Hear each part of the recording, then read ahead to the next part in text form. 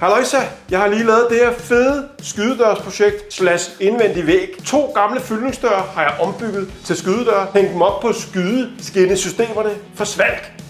Når jeg ombygger gamle fyldningsdøre til skydedøre, så tager jeg dem hjem på værkstedet. Her starter jeg med at lægge døren op på mit bord, så fjerner jeg hængslerne.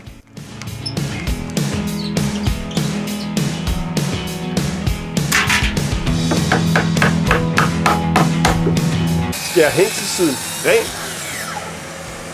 Så tager jeg låsekassen ud. Udluser både på den ene side og den anden side, og der hvor låsekassen har siddet.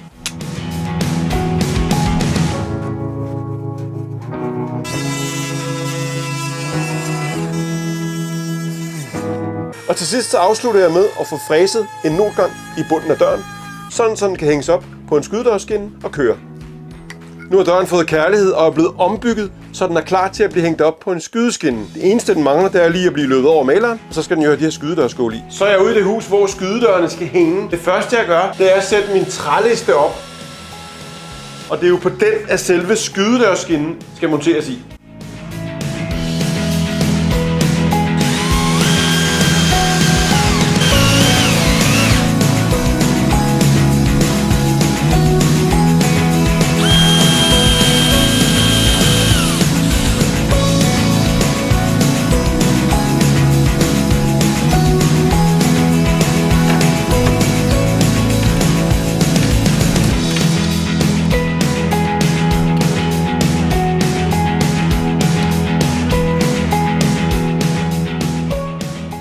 Ude i siderne på skydedørene, der sidder det her skydedørstop.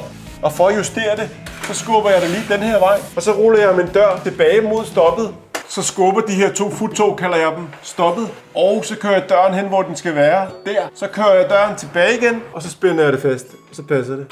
I bunden monterer jeg et styr, og det er for, at døren ikke den kan stå og sådan her og klapre. Jeg har jo fræset en not. Det her, det er styret, og det bliver skruet i gulvet. Og så kører døren jo altså henover.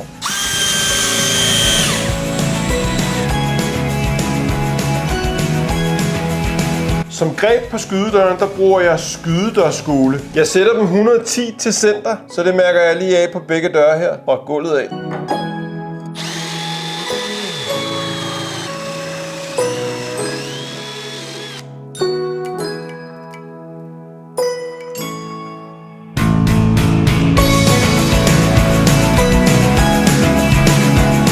Jeg afslutter montagen af de 2 skydedøre med et skørt her foroven. Det kommer til at sidde sådan her.